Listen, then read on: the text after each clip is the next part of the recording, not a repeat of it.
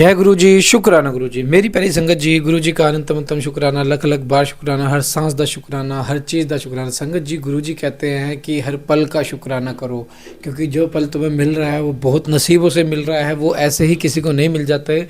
और गुरु जी के कितने प्यारे दर्शन हो रहे सामने स्वरूप में, देख लो ऐसे गुरु जी साक्षात है। और संगत जी पीले चोले में भी देखो कितने मनमोहक दर्शन हो रहे हैं। संगत जी कभी कभी होते हैं, क्योंकि स्वरूप में गुरु जी कहते हैं मैं खुद विराजमान हूँ।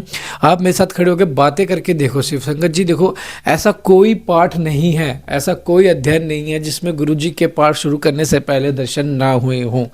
तो संगत जी, गुरु जी ये सब हमारे कल्याण के लिए ही करवा रहे हैं, हमारे भले के लिए ही करवा रहे हैं। घर बैठे मैं शिव पुराण सुना रहे, मैं काफ़ी बार कह चुका हूँ, इस चीज़ का फ़ायदा उठाओ, क्योंकि ऐसे गुरु बहुत अच्छे कर्मों से मिलते हैं। हमने किसी न किसी जन्म में कोई ऐसे कर्म किए जो हमें ऐसे गुरु मिले हैं जो हमारे जीवन को सुधार रहे हैं, हमारे सालों पुराने कर्मों को सुधार रहे हैं। और संगत जी मैं कहता हूँ, चुगली निंदाओं से बहुत दूर रहो, बहुत दूर रहो, क्योंकि किसी किसी की चुगली निंदा से भी उसके सारे बुरे कर्म आपके सर आ जाते हैं और आपका जीवन दुख में हो जाता है और उसका सुख में हो जाता है। फिर आप सोचते हो संगत गुरु जी इसने तो मेरे साथ गलत किया था, लेकिन इसके साथ तो अच्छा हो रहा है, मेरे साथ तो और गलत हो रहा है, क्योंकि आप उसकी चुगलियाँ करके उसका सारे पाप अपने सर ले रहे हो। तो आप चुगलियों पे ध्यान मत दो, गुरु जी में सिमरन करो। और संगत जी मैं यकीन मानता हूँ काली माँ आपको बिल्कुल बचाएगी। अगर नेगेटिविटी किसी को ज़्यादा सता रही है ना, तो काली माँ से अरदास करे, गुरु जी का आशीर्वाद लेके, गुरु जी से परमिशन ले ले कि गुरुपा कि काली माँ को प्लीज़ मना दीजिए, ताकि हमारे घर से और हमारे दिमाग से नेगेटिव रिमूव हो पाए। क्योंकि गुरु जी कहते हैं काली माँ पूरे पटियाला की रख सकता है। जिसको नेगेटिविटी ज़्यादा सताती है ना, नेगेटिव थॉट ज़्यादा आते हैं, तो वो काली माँ की आराधना करे, मतलब पूजा करे, सिमरन करे, शुक्राना करे काली माँ का। तो संगत जी बहुत अच्छे दिन आ जाएंगे। और गुरु जी के साथ चलिए, गुरु जी आपको सपने में ही काली माँ के दर्शन करा देंगे, ये दावा है। आपको कहीं जाने की जरूरत नहीं पड़ेगी, बस गुरु जी के आगे अरदास लगाओ कि काली माँ को प्लीज़ गुरु जी मना दो और हमारी कुल देवी को भी मना दो। आइए पाठ को शुरू करते हैं गुरु जी के मंत्र जाप के साथ। ओम नमः शिवाय, शिव जी सदा सहाय। ओम नमः शिवाय, गुरु जी सदा सहाय। जय गुरु जी। शिव ज्ञान। शिव की उपासना से देवताओं को उनका दर्शन। सूर्य देव में शिव की पूजा करके अर्ध ध्यान की विधि तथा व्यास अवतारों का वर्णन। श्री कृष्ण बोले, भगवान अब मैं उस शिव ज्ञान को सुनना चाहता हूँ जो वेदों का सार देता हो। इससे भगवान शिव ने अपने शरणागत भक्तों की मुक्ति के लिए कहा, प्रभु शिव की पूजा कैसे की जाती है, पूजा आदि में किसका अधिकार तथा ज्ञान और योग आदि कैसे सिद्ध होते हैं, उत्तम व्रत का पालन करने वाले मुनीश्वर ये सब बातें विस्तार पूर्वक बताइए। अपमन्यु ने कहा, भगवान शिव ने जिस वेदोक्त ज्ञान को संस्कृत करके कहा है वही सब ज्ञान है। वह निंदा स्तुति आदि से रहित श्रवण मात्र से ही अपने प्रति विश्वास उत्पन्न करने वाला है। यदि वह ज्ञान गुरु की कृपा से प्राप्त होता है और अनायास ही मोक्ष देने वाला है। मैं उसे संक्षेप में ही बताऊंगा, क्योंकि उसका विस्तार पूर्वक वर्णन कोई कर ही नहीं सकता। पूर्व काल में महेश्वर शिव सृष्टि की इच्छा करके सत्कार्य कारणों से नियुक्त हो स्वयं ही अव्यक्त से व्यक्त रूप में प्रकट हुए। उस समय ज्ञान स्वरूप भगवान विश्वनाथ ने देवताओं में सबसे प्रथम देवता वेदपति ब्रह्मा जी को उत्पन्न किया। ब्रह्मा ने उत्पन्न होकर अपने पिता महादेव को देखा था। ब्रह्मा जी ने के जनक महादेव जी ने भी उत्पन्न हुए ब्रह्मा की ओर स्नेह पूर्वक दृष्टि से देखा। उन्हें सृष्टि रचने की आज्ञा दी। रुद्रदेव की कृपा दृष्टि से देखे जाने पर सृष्टि के सामर्थ्य से युक्त हो उन ब्रह्मदेव ने समस्त संसार की रचना की और पृथक पृथक वर्णों तथा आश्रमों की व्यवस्था की। उन्होंने यज्ञ के लिए सोम की पुष्टि की। सोम से धूलोक का प्रादुर्भाव है। फिर पृथ्वी, अग्नि, सूर्य, यज्ञमय, विष्णु और सचिपति इंद्र प्रकट हुए। सब तथा अन्य देवता रुद्राध्याय पढ़कर रुद्रदेव की स्तुति करने लगे। तब भगवान महेश्वर अपनी लीला प्रकट करने के लिए उन सब का ज्ञान हर कर प्रसन्न मुख से उन देवताओं के आगे खड़े हो गए। तब देवताओं ने मोहित होकर उनसे पूछा कि आप कौन हैं। भगवान रुद्र बोले, श्रेष्ठ देवताओं सबसे पहले मैं ही था, इस समय भी सर्वत्र मैं ही हूँ और भविष्य में मैं ही रहूंगा। मेरे सिवा दूसरा कोई नहीं है। मैं भी अपने तेज से संपूर्ण जगत को तृप्त करता हूँ। मुझसे अधिक और मेरे समान कोई नहीं है। जो मुझे जानता है वह मुक्त हो जाता है। ऐसा कहकर भगवान रुद्र वही अंतर्ध्यान हो गए। जब देवताओं ने उस महेश्वर को नहीं देखा तब वे सामवेद के मंत्र द्वारा की स्तुति करने लगे। अर्थवशेष में वर्णित हुआ शुपथ व्रत को ग्रहण करके उन अमर गणों ने अपने संपूर्ण अंगों में भस्म का लगा लिया। यह देख उन पर कृपा करने के लिए पशुपति महादेव अपने गणों और उमा के साथ उनके निकट गए। प्राणायाम के द्वारा सवास को जीत कर निद्रा सहित एवं निष्पाप हुए योगी जन अपने हृदय में जिनका दर्शन करते हैं उन्हें वामदेव को उन देवसरों ने वहां देखा जिन्हें ईश्वर की इच्छा का अनुसरण करने वाली पराशक्ति कहते हैं। उन वामलोचना भवानी को भी उन्होंने वामदेव महेश्वर के वाम भाग में विराजमान देखा, जो संसार को त्याग कर शिव के परम पद को प्राप्त हो चुके हैं तथा जो नित्य सिद्ध हैं। उन गणेश्वरों का भी देवताओं ने दर्शन किया। तत्पश्चात देवता महेश्वर संबंधी वैदिक और पौराणिक दिव्य स्तोत्र द्वारा देवी सतह महेश्वर की स्तुति करने लगे। इस वृक्ष ध्वज में है महादेव जी भी उन देवताओं की ओर कृपा पूर्वक देखकर अत्यंत प्रसन्न हो स्वभावत मधुर वाणी में बोले, मैं तुम लोगों पर बहुत संतुष्ट हूँ। उन प्रार्थनीय एवं पूज्यतम भगवान वृक्ष ध्वज को अत्यंत प्रसन्नचित्त जान देवताओं ने प्रणाम करके आदर पूर्वक उनसे पूछा। देवता बोले, भगवान इस भूतल पर किस मार्ग से उनकी आपकी पूजा होनी चाहिए और उस पूजा में किसका अधिकार है, यह ठीक ठीक बताने की कृपा करें। तब देवेश्वर शिव ने देवी की ओर मुस्कुराते हुए देखा और अपने परम घोर सूर्यमय स्वरूप को दिखाया। उनका वह स्वरूप संपूर्ण सूर्य गुणों से संपन्न सर्व तेजोमय उत्कृष्ट सर्वोत्कृष्ट तथा शक्तियों मूर्तियों अंगों ग्रहों और देवताओं से घिरा हुआ था। उसकी 8 भुजाएं और 4 मुख थे। उनका आधा भाग नारी के रूप में था।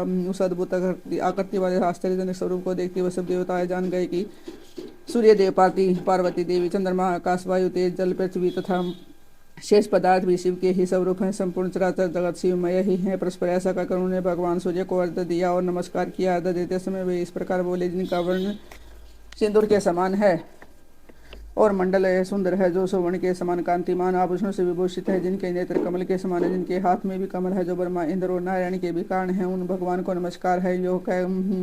जो कहे उत्तम रत्नों से परिपूर्ण स्वर्ण कुमकुम कुश और पुष्प से युक्त जल सोने से के पात्र में लेकर उन देवेश्वर को अर्घ्य दे और कहे, भगवान आप प्रसन्न हो, आप सबके आदि गण हैं, आप रुद्र, विष्णु, ब्रह्मा और सूर्य रूप हैं, गणों सहित आप शांत शिव को नमस्कार है, जो एकाग्रचित हो सूर्यमंडल में शिव का पूजन करिए। प्रातः काल, मध्याह्न काल और सूर्य काल में उनके लिए उत्तम अर्घ्य देता है, प्रणाम करता है, उन सर्वशुद्ध श्लोकों को पढ़ता है, उसके लिए कुछ भी दुर्लभ नहीं है। यदि वह भक्त है तो अवश्य ही मुक्त हो जाता है। इसलिए प्रतिदिन शिव रूपी सूर्य का पूजन करना चाहिए। अर्थात काम, धर्म और मोक्ष के लिए मन, वाणी तथा क्रिया द्वारा अपनी आराधना करनी चाहिए। तत्पश्चात मंडल में विराजमान महेश्वर देवताओं की ओर देखकर उन्हें संपूर्ण शास्त्र में श्रेष्ठ विश्व शास्त्र देकर वही अंतर्ध्यान हो गए। उन शास्त्र में शिव का पूजन अधिकार ब्राह्मण, क्षत्रिय और वैश्यों को दिया गया है। यह जानकर देवेश्वर शिव को प्रणाम करके देवता जैसे आए वैसे चले गए। तदंतर दीर्घ काल के पश्चात वह शास्त्र लुप्त होगा। तब भगवान शंकर के अंग में बैठी हुई महेश्वरी शिवा ने पति देव से उनके विषय में पूछा।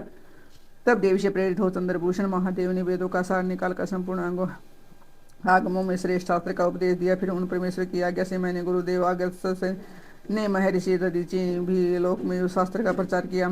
शूलपाणी महादेव स्वयं भी युग युग में भूतल पर अवतार ले अपने आश्रित जनों की मुक्ति के लिए ज्ञान का सार प्रकट करते हैं।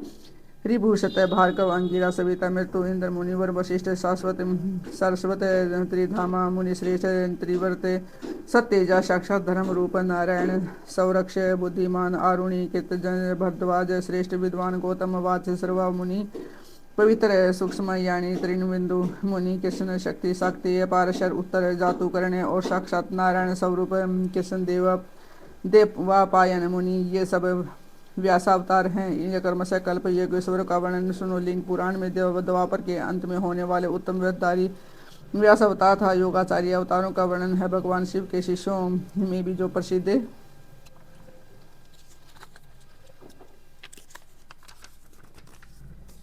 उनका वर्णन इन अवतारों में भगवान के मुख्य रूप से 4 महातेजस्वी शिष्य होते हैं। फिर उनके सैकड़ों हजारों शिष्य परिचय हो जाते हैं। इन लोक में उनके उपदेश के अनुसार भगवान शिव की आज्ञा का पालन करने आदि के द्वारा भक्ति से अत्यंत भावित हो भाग्यवान पुरुष मुक्त हो जाते हैं। शिव के अवतार योगाचार्य था। उनके शिष्यों के नामवली श्री कृष्ण बोले, भगवान समस्त युग वर्तों में योगाचार्य के व्याज से भगवान शंकर के जो अवतार होते हैं, उन अवतारों के जो शिष्य होते हैं, उन सब का वर्णन कीजिए।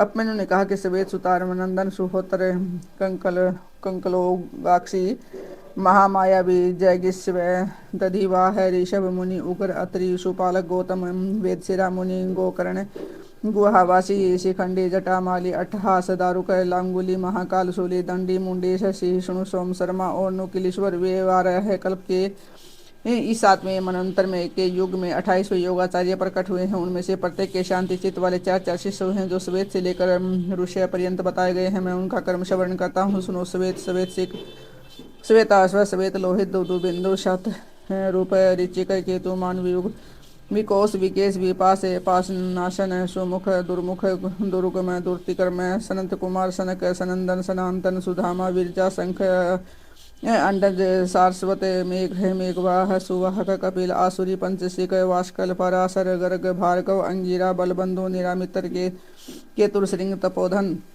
लंबोदर, लंब, लंबात्मा, लंबकेशक, सर्वज्ञ, संबुद्धि, साध्य, सिद्धि, सुदामा, कश्यप, वशिष्ठ, विरजा, अत्रि, गुरु, उग्र, गुरु श्रेष्ठ, श्रवण, सत्य, विष्टक कुणी कुण बाहु कुशरीर कुनेत्र काश्यप उसना चयन बृहस्पति उत्थय वामदेव महाकाल महानील वात सर्वा सुवीर सयावक यतीश्वर हिरण्याभय कौशल्य लोकाक्षी कुथुमी सुमंतो जैमिनी कुट कुबंद कुशक कंद्र पलक्ष दारभयानी केतुमान गौतम वल्लभी मधुपिंग श्वेत केतु उषिज वृद्ध सव देवल कवि शालिहोत्र सुवेश युवना शवद सरदवशु छंगल कुंभकर्ण कुंभ प्रबाहुक उल्लुक विदुत संबुक आसे वलायन अक्षयपाद कणाद उल्लुक वत्स कुशिद गरक मित्रक और ऋषय ये योगाचार्य रूपी महेश्वर के शिष्य हैं। इनकी संख्या 112 है। ये सब के सब सिद्ध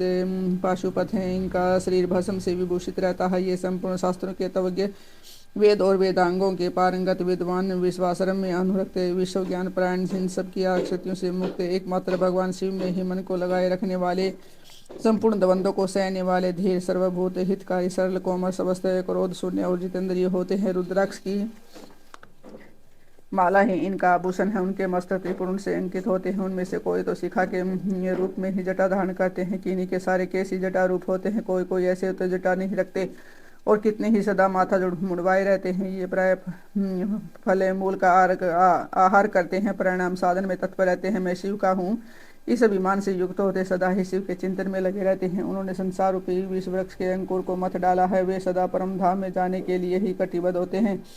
जो योगाचार्यों सहित इन शिष्यों को जान मान कर सदा शिव की आराधना करता है वह शिव का सायुज्य प्राप्त कर लेता है। इसमें कोई अन्यथा विचार नहीं करना चाहिए।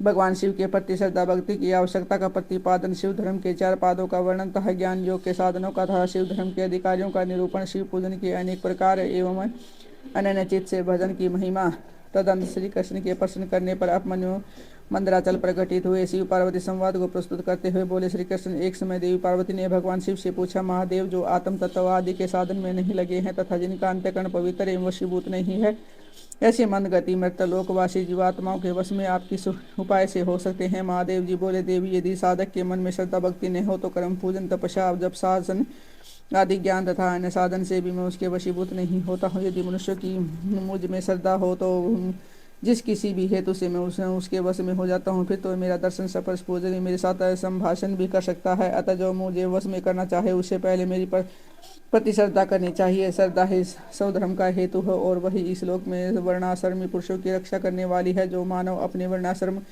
धर्म के पालन में लगा रहता है उसी की मुझ में श्रद्धा होती है, दूसरे की नहीं। वर्णाश्रमी पुरुषों के संपूर्ण धर्म वेदों से सिद्ध है। पूर्व काल में ब्रह्मा जी ने मेरी ही आज्ञा लेकर उनका वर्णन किया था। ब्रह्मा जी का बताया हुआ धर्म अधिक धन के कारण साध्य है। इसे अनेक प्रकार के क्रियाकलाप से युक्त होता है, जिससे मिलने वाला अधिकांश फल अक्षय नहीं है तथा उस धन के अनुष्ठान में अनेक प्रकार के क्लेश और आयास उठाने पड़ते हैं। उस महान धर्म से परम दुर्लभ श्रद्धा को पाकर जो वर्णाश्रमी मनुष्य अनन्य भाव से मेरे शरण में आते हैं उन्हें सुक्त मार्ग से धर्म अर्थ काम और मोक्ष प्राप्त होते हैं। वर्णाश्रम संबंधी आचार की सृष्टि मैंने ही बारंबार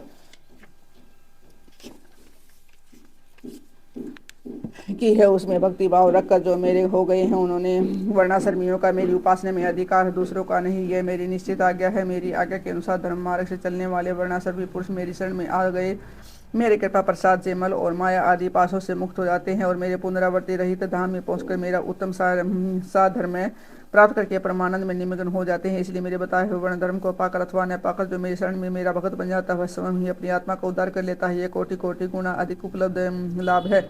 अतः मेरे मुख से प्रतिपादित वर्ण धर्म का पालन अवश्य करना चाहिए। जो मोक्ष मार्ग से विलिक होकर दूसरे किसी वस्तु के लिए श्रम करता है उसके लिए वह सबसे बड़ी हानि है। वही बड़ी भारी त्रुटि है, वही मोह है और वही अंधता एवं मुक्ता है। देवेश्वरी मेरा जो सनातन धर्म है वह 4 चरणों से युक्त बताया गया है। उन चरणों के नाम है ज्ञान, क्रिया, चर्या और योग। पशुपास और पत्रिका का ज्ञान ही ज्ञान कहलाता है। गुरु के अधीन जो विधि पूर्वक संडस वह शोधन का कार्य करता है उसे क्रिया कहते हैं। मेरे द्वारा विहित वर्णाश्रम प्रयुक्त जो मेरे पूजन आदि धर्म है उनके आचरण का नाम चर्या है। मेरे बताओ है मार्ग से ही मुझ में स्थिर भाव से चित्त लगाने वाले साधक के द्वारा जो अंतःकरण की अन्य वृत्तियों का निरोध करता है उसी को योग कहते हैं। देवी चित्त को निर्मल एवं प्रसन्न बनाना अश्वमेध योगों के समूह से भी श्रेष्ठ है, क्योंकि वह मुक्ति देने वाला है। विषय भोग की इच्छा रखने वाले लोगों के लिए मन प्रसाद दुर्लभ है। जिसने यम और नियम के द्वारा इंद्रिय समुदाय पर विजय प्राप्त कर लिया है उस व्यक्ति पुरुष के लिए ही योग को सुलभ बनाया गया है। योग सर्व पूर्व पापों को हर लेने वाला है। वैराग्य से ज्ञान होता है, ज्ञान से योग, योग पुरुष पतित हो तो भी मुक्त हो जाता है, इसमें संशय नहीं है। सब प्राणियों पर दया करनी चाहिए, सदा अहिंसा का धर्म का पालन सबके लिए उचित है। ज्ञान का संग्रह भी आवश्यक है। सत्य बोलना, चोरी से दूर रहना, ईश्वर और परलोक पर विश्वास करना, मुझ में श्रद्धा करना, इंद्रियों को संयम में रखना, वेद शास्त्रों का पढ़ना पढ़ाना, यज्ञ करना कराना, मेरा चिंतन करना, ईश्वर के प्रति अनुराग रखना, सदा से ज्ञानशील और होना ब्राह्मण के लिए नितांत आवश्यक है। जो ब्राह्मण ज्ञान योग की सिद्धि के लिए सदा इस प्रकार उपयुक्त धर्मों का पालन करता है, वह शीघ्र ही विज्ञान पाकर योग को भी सिद्ध कर लेता है। फिर ये ज्ञानी पुरुष ज्ञानाग्नि के द्वारा इस कर्ममय शरीर को अक्षण भर में दग्ध करके मेरे प्रसाद से योग का ज्ञाता होकर कर्म बंधन से छुटकारा पा सकता है। पुण्य पापमय जो कर्म है उसे मोक्ष का प्रतिबंधक बताया गया है। इसलिए योगी पुरुष योग के कारण पुण्य का प्रत्याग कर दे। फल की कामना से प्रेरित होकर कर्म करने से मनुष्य बंधन में पड़ता है, केवल कर्म करने से नहीं, अतः कर्म के फल को त्याग देना चाहिए। फिर ये पहले कर्ममय यज्ञ द्वारा बाहर मेरी पूजा करके फिर ज्ञान योग में तत्पर हो। साधक योग का अभ्यास करे, कर्म यज्ञ से मेरे यथा स्वरूप का बोध प्राप्त हो जाने पर जीव योग मुक्त हो मेरे यजन से वितरित हो जाते हैं। उस समय वे मिट्टी पत्थर और स्वर्ण में भी समभाव रखते हैं। जो मेरा भक्त नेता युक्त एवं एकाग्रचित हो ज्ञान योग में तत्पर रहता है, मुनि में श्रेष्ठ एवं योगी रहकर होकर मेरा सायुज्य प्राप्त कर लेता है। जो वर्णाश्रमी पुरुष मन से विरक्त नहीं है, मेरा आश्रय ले ज्ञानचर्या और क्रिया इन तीनों में ही परिवर्तित होने के अधिकारी होने के अनुष्ठान की योग्यता रखते हैं। मेरा पूजन दो प्रकार का है, बाह्य और आभ्यंतर। इसी प्रकार मन, वाणी और शरीर इन त्रिविध साधनों के भेद से मेरा भजन तीन प्रकार का माना गया है। तप, कर्म, ज्ञान, ध्यान और जप, ये मेरे भजन के पांच स्वरूप हैं, अतः साधु रूप ये पांच प्रकार का ही करते हैं। मूर्ति आदि में मेरा जो पूजन आदि होता है, जिसे दूसरे लोग जान लेते हैं, वह बाह्य पूजन या भजन कहा गया है। वही भजन पूजन जब मेरे मन के द्वारा होने से केवल अपने ही अनुभव का विषय होता है, तब आभ्यंतर कहलाता है। मुझ में लगा हुआ चित्त ही मन कहलाता है। सामान्यतः एक मन मात्र को यहाँ मन नहीं कहा गया। इसी तरह जो वाणी मेरे नाम के जप और कीर्तन में लगी है, वही वाणी कहलाने योग्य है, दूसरी नहीं। जो मेरे शास्त्र में बताया गया त्रिपुंड आदि चिन्हों से अंकित हो निरंतर मेरी सेवा पूजा में लगा हुआ, वह शरीर नहीं है, दूसरा नहीं। मेरी पूजा को ही कर्म जानना चाहिए। बाहर जो यज्ञ आदि किए जाते हैं उन्हें कर्म नहीं कहा गया। मेरे लिए शरीर को सुखाना ही तप है। चांद्रायन आदि का अनुष्ठान ही, पंचाक्षर मंत्र की आवर्ती पर्णों का अभ्यास, रुद्राध्याय आदि का बारंबार पाठ ही यहाँ जब कहा गया है, वेदाधन आदि नहीं। मेरे स्वरूप का चिंतन समण ही ध्यान है। आत्मा आदि के लिए दी हुई समाधि नहीं। मेरे आगमों के अर्थ को भली भांति जानना ही ज्ञान है, दूसरी किसी वस्तु के अर्थ को समझना नहीं। देवी पूर्व वासना वसे बाह्य अथवा अभ्यंतर जिस पूजन में मन का अनुराग हो, उसी में दृढ़ निष्ठा रखनी चाहिए। बाह्य पूजन से अभ्यंतर पूजन 100 गुना अधिक श्रेष्ठ है, क्योंकि उसमें दोषों का मिश्रण नहीं होगा। प्रत्यक्ष दिखने वाले दोषों की भी वहाँ संभावना नहीं रहती। भीतर की शुद्धि को ही शुद्धि समझना चाहिए, बाहरी शुद्धि को शुद्धि नहीं कहते। जो आंतरिक शुद्धि से रहित है वह बाहर से शुद्ध होने पर भी अशुद्ध है। देवी बाह्य और आभ्यंतर दोनों ही प्रकार का भजन भावपूर्वक ही होना चाहिए, बिना भाव के नहीं। भाव रहित भजन तो एकमात्र विपरलभ का ही कारण होता है। मैं तो सदा ही कहते हुए पवित्र हूँ, मनुष्य मेरा क्या करेंगे। उनके द्वारा किए गए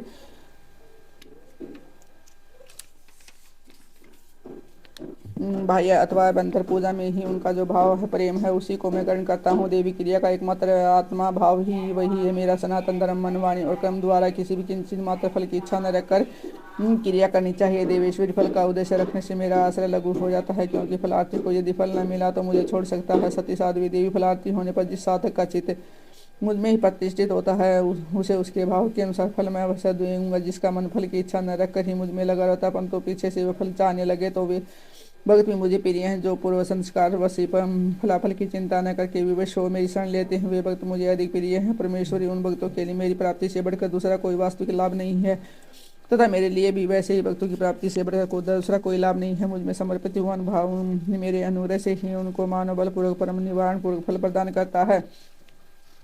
जिन्होंने अपने चित्त को मुझे समर्पित कर दिया है, अतएव जो मेरे अनन्य भक्त हैं वे महात्मा पुरुष ही मेरे धर्म के अधिकारी हैं। उनके 8 लक्षण बताए गए हैं। मेरे भक्तजनों के प्रति मेरी परिसना है स्नेह, मेरी पूजा का अनुमोदन, स्वयं की भी मेरे पूजन में प्रवृत्ति, मेरे लिए ही शारीरिक चेष्टाओं का होना, मेरी कथा सुनने में भक्ति भाव, कथा सुनते सुनते सवर नेत्र और अंगों में विकार का होना, बारंबार मेरे समृद्ध और सदा मेरे आश्रित रहकर ही जीवन निर्वाह करना, ये 8 प्रकार के चिन्ह हैं। यदि किसी मिलेच्छ में भी हों तो वह विपर शिरोमणि श्रीमान मुनि है, वह सन्यासी है और वही पंडित है। मेरा जो भक्त नहीं है वह 4 वेदों का विद्वान हो तो भी मुझे प्रिय नहीं है, परंतु जो मेरा भक्त है वह चांडाल हो तो भी प्रिय है, उसे उपहार देना चाहिए, उसे प्रसाद ग्रहण करना चाहिए तथा वह मेरे समान ही पूजनीय हो। जो भक्ति भाव से मेरे पत्र पुष्प फल अथवा जल समर्पित करता है उसके लिए मैं अदर्शन नहीं होता, वह मेरी ही दृष्टि से कभी भी ओझल नहीं होता।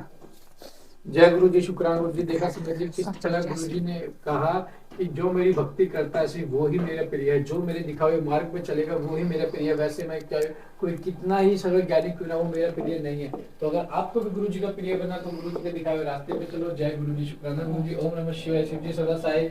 ओम नमः शिवाय। गुरु जी सदा सहाय।